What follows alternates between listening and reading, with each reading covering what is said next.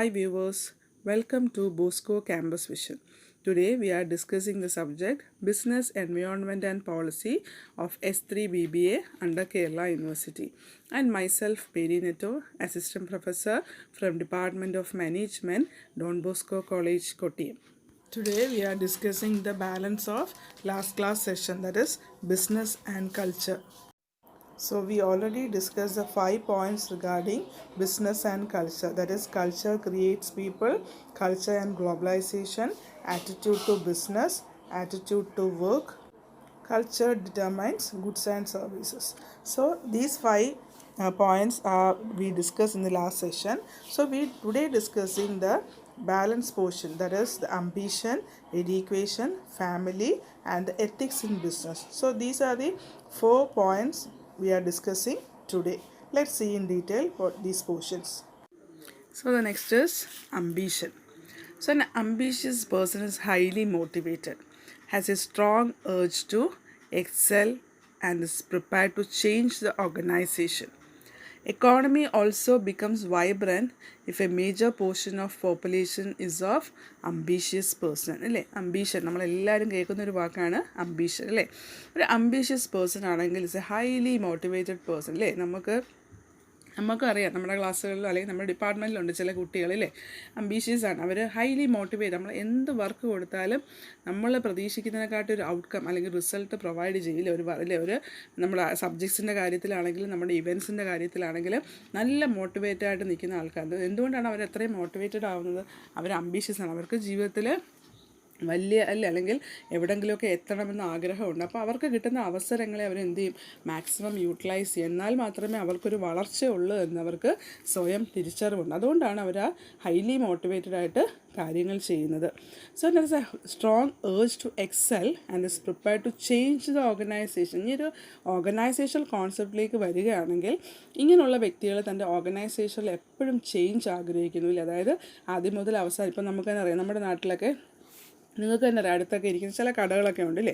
നമ്മൾ ഓർമ്മ വെച്ച കാലം മുതലേ ആ കടയുടെ സ്റ്റൈൽ അങ്ങനെയാണ്. അതിനൊരു വളർച്ചയെന്ന് പറഞ്ഞാൽ കച്ചവടം ഇല്ലെന്നല്ല, അതിനൊരു എന്താണ് അഡീഷണൽ അഡ്വാൻറ്റേജ് കൊണ്ടുവരിക അല്ലെങ്കിൽ ഒരു മോഡിഫൈ ചെയ്യാതെയോ അല്ലെങ്കിൽ അന്നേരം പോലെ തന്നെ ഇരിക്കുന്ന ഒരു വ്യക്തി അങ്ങനെ തന്നെ ആ കടയിൽ അല്ലെങ്കിൽ എക്സ്പാൻഡ് ചെയ്യാനോ മോഡിഫൈ ചെയ്യാനോ തയ്യാറാകാതിരിക്കുന്നവരൊക്കെ കാണും. അപ്പോൾ ഇങ്ങനെയൊക്കെ എന്തുകൊണ്ടാണ്? അംബീഷ്യസ് ആയിട്ടുള്ളൊരു വ്യക്തിയാണെങ്കിൽ ഓട്ടോമാറ്റിക്കലി തൻ്റെ ഓർഗനൈസേഷൻ എന്താണ് വേറൊരു തലത്തിലേക്ക് കൊണ്ടുപോകും. ഇപ്പം നമുക്ക് തന്നെ അറിയാം, ഇപ്പം ഞാൻ ഈ പറഞ്ഞതിന് ജസ്റ്റ് റിവേഴ്സ് അല്ലേ. നമ്മൾ ആദ്യം കണ്ടുവന്നപ്പോൾ ഒരു ചെറിയ കടയായിരിക്കും, പക്ഷേ ഇപ്പം അവർ അടുത്ത ജനറേഷനൊക്കെ വന്നപ്പോഴത്തേക്ക് ആ കട ചിലപ്പോൾ ഒരു ചെറിയ കട അല്ലേ, പലചരക്ക് കടയാണെങ്കിൽ അത് ചിലപ്പോൾ അവിടെ സൂപ്പർ മാർക്കറ്റ് ആകാം, അല്ലെങ്കിൽ അതിനെ കുറച്ചും കൂടെ ഒന്ന് എക്സ്പാൻഡ് ചെയ്തിട്ടുണ്ടാകും. അപ്പോൾ അതൊക്കെ തന്നെ എന്താണ്, തൻ്റെ ഓർഗനൈസേഷനിൽ ചേഞ്ചസ് ആഗ്രഹിക്കുന്ന ഒരു വ്യക്തിയാണ് അങ്ങനെയൊക്കെ കൊണ്ടുവരുന്നത്. So economy also become vibrant if A major portion of population is A ambitious person. അതുകൊണ്ട് തന്നെ നമ്മുടെ എക്കോണമി എടുക്കുകയാണെങ്കിൽ മെജോറിറ്റി ആൾക്കാരും എന്താണ് ഇങ്ങനെയുള്ള അംബീഷ്യസ് പേഴ്സൺ, അതായത് ജീവിതത്തിൽ മുന്നോട്ട് പോകണം, ഒരുപാട് ആഗ്രഹങ്ങളുണ്ട്, തൻ്റെ ലൈഫിലും തൻ്റെ ഓർഗനൈസേഷനിലും ചേഞ്ചസ് കൊണ്ടുവരണം, മോട്ടിവേറ്റഡ് ആവണം, അങ്ങനെയുള്ള വ്യക്തികളാണ് കൂടുതൽ. അതുകൊണ്ടാണ് ബിസിനസ്സും കൾച്ചറും ഇൻ്റർ ഡിപ്പെൻഡൻ്റ് ആണ്, ഇൻ്റർ കണക്റ്റഡ് എന്ന് നമ്മൾ പറയുന്നത്.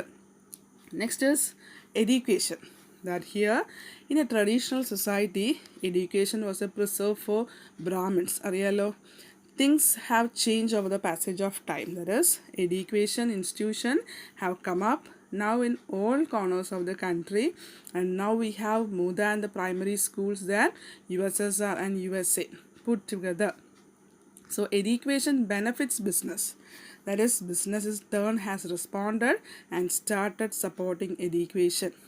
So this support is manifested in starting and maintaining educational institutions or sponsoring employees for continuing education and bearing the cost of education of employees' children.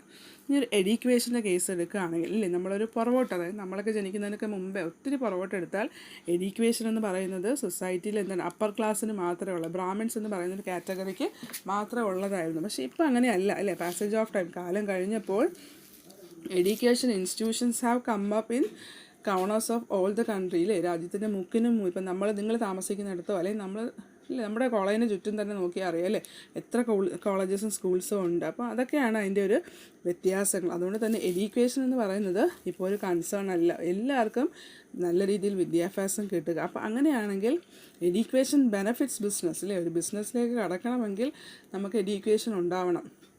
നിങ്ങൾ തന്നെ 4th സെമസ്റ്ററിൽ ഇനിയിപ്പോൾ പഠിക്കും ഓൺട്രപ്രണർഷിപ്പ് ഡെവലപ്മെൻറ്റ് EDP എന്ന് പറഞ്ഞൊരു സബ്ജക്റ്റ്. അപ്പോൾ അതിൽ ഒരു ബിസിനസ് ചെയ്യാൻ ഗവൺമെൻറ് ഒത്തിരി ഓപ്ഷൻസ് യൂത്തിന് കൊടുക്കുന്നുണ്ട്. പക്ഷേ അതിൻ്റെ ബേസിക്കായിട്ടൊരു പറയുന്നത് എന്താണ്, എഡ്യൂക്കേറ്റഡ് യൂത്തിനാണ് ഗവൺമെൻറ് എന്താണ് ലോൺസും സബ്സിഡീസൊക്കെ പ്രൊവൈഡ് ചെയ്യുന്നത്. So business in turn has responded and started supporting education. അതോടൊപ്പം തന്നെ എന്താണ്, ബിസിനസ്സും കൂടെ ചേർന്നുകൊണ്ട് ഇപ്പോൾ നമുക്ക് തന്നെ അറിയാം, ഇപ്പോൾ BBA കഴിഞ്ഞിറങ്ങുന്ന ഒത്തിരി കുട്ടികൾ നമ്മുടെ കോളേജിൽ തന്നെ നമുക്കറിയാം, കഴിഞ്ഞ വർഷമൊക്കെ ഇറങ്ങിയ കുട്ടികൾ ഒത്തിരി പേര് ഫാർമസ്യൂട്ടിക്കൽ കമ്പനീസിലൊക്കെ നല്ല പാക്കേജോടുകൂടി ജോലി ചെയ്യുന്നവരുണ്ട്. അപ്പോൾ അങ്ങനെയൊക്കെയുള്ള നല്ല ക്വാളിറ്റിയുള്ള കാലിബറുള്ള കുട്ടികളുണ്ടെങ്കിൽ കമ്പനി തന്നെ എന്താണ് അവരെ PGക്ക് വിടുകയോ അല്ലെങ്കിൽ ട്രെയിനിങ് കൊടുത്ത് മുന്നോട്ട് കൊണ്ടുപോകുക. അപ്പം ആ എഡ്യൂക്കേഷൻ എന്ന് പറയുന്നതിനെ ബിസിനസ് ഏറ്റെടുത്തു എന്ന് നമുക്ക് പറയാം. So this support is manifested in starting and maintaining educational institution, sponsoring employee for continuing education. അതാണ് ഞാൻ പറഞ്ഞത്, സ്പോൺസറിങ് എഡ്യൂക്കേഷനിൽ. അതായത് ഒരു എംപ്ലോയീസിനെ തന്നെ എന്താണ് കമ്പനി സ്പോൺസർ ചെയ്യുന്നു. കൂടുതൽ പഠിക്കണമെന്നുണ്ടെങ്കിൽ അവർക്ക് ഇപ്പോൾ BBA കഴിഞ്ഞ ഒരാൾക്കാണെങ്കിൽ MBA ചെയ്യണമെങ്കിൽ കമ്പനി അതിനുള്ളൊരു സ്പോൺസർഷിപ്പ് പ്രൊവൈഡ് ചെയ്യും. And bearing the cost of education of employee children. ഇനി അങ്ങനെയല്ല, ഇനി തൻ്റെ കുട്ടികളെയാണ് പഠിപ്പിക്കേണ്ടതെങ്കിൽ അതിനുള്ളൊരു ഓപ്ഷൻ വരെ കമ്പനി പ്രൊവൈഡ് ചെയ്യുന്നു. അപ്പം എഡ്യൂക്കേഷൻ എന്ന് പറയുന്നതിനെ ബിസിനസ് ഒത്തിരി ഇമ്പോർട്ടൻസ് കൊടുക്കുന്നുണ്ട്. And next we can discuss family. നമുക്ക് എല്ലാവർക്കും അറിയാം ഇല്ലേ, ഫാമിലി എന്ന് പറഞ്ഞാൽ father and mother including lovely young ones എന്ന് പറയാറുണ്ട്. So the family is one of the chief agency of social life. So the family is important for various reasons such as inheritance, property rights, protection, care of sick, and age in the transmission of cultural value. So nuclear family have become now in our society is a place of joint family system. With big family being broken up, family business are slowly turning into limited company. So all these developments are important to business ഇല്ലേ? അപ്പോൾ ഒരു family എന്ന് പറഞ്ഞാൽ നമുക്കറിയാം ഒരു social ലൈഫിൻ്റെ chief agent എന്ന് പറയുന്നത് തന്നെയാണ് ഒരു family. So it is one of the chief agency of social life. So the family is important for various reasons ഇല്ലേ? അപ്പോൾ ഒരു ഫാമിലി എന്ന് പറയുമ്പോൾ നമുക്ക് എന്താ ഇമ്പോർട്ടൻസ് ഇല്ലേ? ഒത്തിരി ഇമ്പോർട്ടൻസ് ഉണ്ട്. എന്താണ് property right, inheritance, protection, care of sick ഇല്ലേ, അല്ലെങ്കിൽ age, transmission of cultural value. അപ്പോൾ ഈ പറഞ്ഞ എല്ലാ കാര്യത്തിലും ഫാമിലിയുടെ ഒരു ഇമ്പോർട്ടൻസ് എന്ന് പറയുന്നത് വളരെ വലുതാണ്.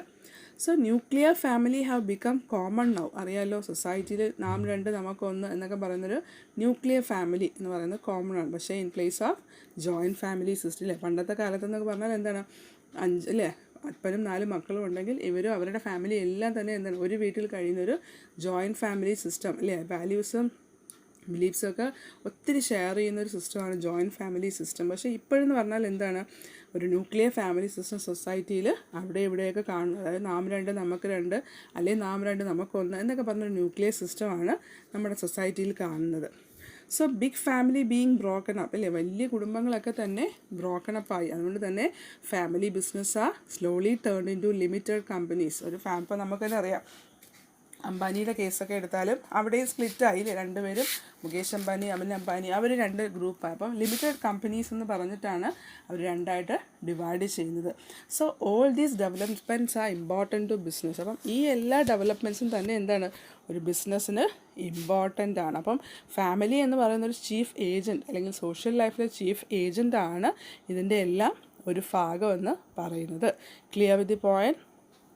Next we can discuss ethics in business. That is, it refers to the code of conduct that guides an individual in dealing with others. ഒരു എത്തിക്സ് ഇല്ലേ, എത്തിക്സ് എന്ന് പറയുമ്പോൾ ബിസിനസ് എത്തിക്സ് നിങ്ങൾ ഇനി അടുത്ത 4th സെമസ്റ്ററിൽ നിങ്ങൾ പഠിക്കും. ഫാദർ വിൽസൺ നിങ്ങൾ എടുക്കുന്ന ഒരു സബ്ജക്റ്റാണ് എത്തിക്സ് ഇല്ലേ. അപ്പോൾ ethics refers to the code of conduct that guides an individual in dealing with others ഇല്ലേ. ഒരു എത്തിക്സ് എന്ന് പറഞ്ഞാൽ എന്താണ്, ഒരു കോഡ് ഓഫ് കോണ്ടാക്ട്, നമ്മുടെ ഒരു സ്വഭാവം ഇല്ലേ, അല്ലെങ്കിൽ നമ്മളൊരു വ്യക്തിയെ എങ്ങനെ ഡീല് ചെയ്യുന്നു. നമുക്ക് ഓരോരുത്തർക്കും എത്തിക്സുകളുണ്ട് അല്ലേ. അതിനെയാണ് നമ്മൾ അല്ലെങ്കിൽ ഒരു ഗൈഡൻസ് അല്ലേ, നമ്മളൊരു വ്യക്തിയെ ഡീൽ ചെയ്യാൻ നമ്മൾ എങ്ങനെ മുന്നോട്ട് നീങ്ങുന്നു, അല്ലെങ്കിൽ നമ്മൾ സൊസൈറ്റിയിലൊരു സിറ്റുവേഷനിൽ അകപ്പെട്ടാൽ നമ്മൾ അതിനെ എങ്ങനെ ഡീൽ ചെയ്യുന്നു, അപ്പോൾ അതിനെയൊക്കെ നമുക്ക് എന്തെന്ന് പറയാം, നമ്മുടെ എത്തിക്സ് എന്ന് പറയാം. So ethics is important because it corresponds to basic human needs. അപ്പോൾ എത്തിക്സ് എന്ന് പറയുമ്പോൾ ഫസ്റ്റ് നമുക്ക് പറയാം it correspond to basic human ഇല്ലേ, നമ്മുടെ ഒരു ഹ്യൂമൻ ബീയിങ് എന്ന നിലയിൽ നമ്മുടെ ബേസിക് ഹ്യൂമൻ നീഡ്സിനെ കറസ്പോണ്ട് ചെയ്യുന്നു നമ്മുടെ ethics. Second, it value creates credibility with the public ഇല്ലേ. ഈ വാല്യൂ എന്ന് പറയുമ്പോൾ എന്താണ്, നമ്മുടെ ഒരു പബ്ലിക്കിന് ക്രെഡിബിൾ ആണ് ഇല്ലേ, അല്ലെങ്കിൽ എൻ്റെ മൂല്യം എന്ന് പറയുന്നതിന് ഒരു ക്രെഡിബിലിറ്റി ഉണ്ടാവണം. അല്ലെങ്കിൽ പലവരെയും കാണിക്കാൻ വേണ്ടി ഞാൻ കുറച്ച് കള്ളത്തരം ചെയ്യുന്നു, അല്ലെങ്കിൽ ഒരു സിറ്റുവേഷൻ അനുസരിച്ച് ഞാൻ പലതും മാറ്റിയും തിരിച്ചും പറയുന്നു, അതല്ല. നമ്മുടെ വാല്യൂ എന്ന് പറയുന്നത് ഒരു ക്രെഡിബിളായിട്ടുള്ളൊരു കാര്യമായിരിക്കണം. Then value give management credibility with employees ഇല്ലേ.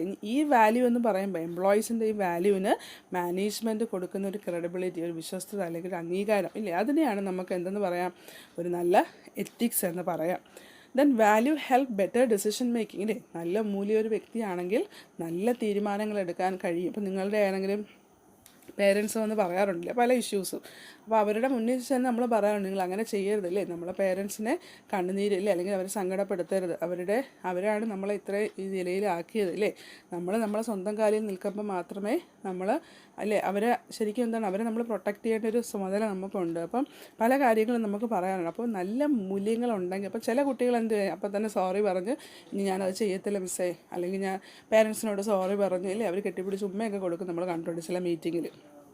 അപ്പം ചില തീരുമാനങ്ങൾ അത് ചില സമയത്ത് നമ്മൾ എടുക്കുന്ന തീരുമാനം ചിലത് തെറ്റാകും, പക്ഷേ നല്ല മൂല്യങ്ങളുണ്ടെങ്കിൽ നമുക്ക് നല്ല തീരുമാനങ്ങൾ എടുക്കാൻ പറ്റും.